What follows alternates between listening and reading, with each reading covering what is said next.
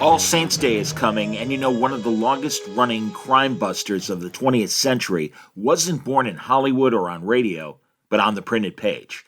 I'm talking about Simon Templar, the Saint, the suave adventurer created by Leslie Charteris back in 1928. The Saint was kind of half Robin Hood, half James Bond.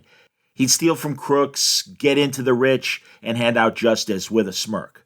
On radio, the Saint really took off thanks to a little thing called charisma through the microphone. Actors like Edgar Barrier gave him that BBC polish, but it was Vincent Price who defined the Saint for American audiences in the 1940s. Price's voice had that perfect mix of charm and menace. You could hear the smile and the danger underneath it. Then Tom Conway, George Sanders' brother, carried the torch and did a great job with a cool, sardonic delivery. Also, George Sanders, he gave us the first movie Saint back in the 30s for RKO. He was smooth, he was dangerous, always dressed to the nines. Sanders was the prototype for every cinematic gentleman adventurer that followed.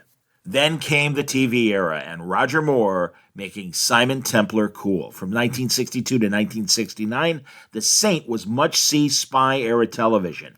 Honestly, better than his James Bond with a playful wink. Moore's Saint didn't just drive a Volvo, he owned that car and the screen. He wasn't a killer or a crook, he was the smartest guy in the room and he knew it. Ian Ogilvy did a great job back in the 70s reboot of The Saint as well, a little leaner, a little grittier, but still The Saint. And in the 90s, Val Kilmer's movie was, well, it was. And then in 2017, The Saint made one more comeback with Adam Rayner playing Simon Templar. It's a shame that didn't take off as a TV series.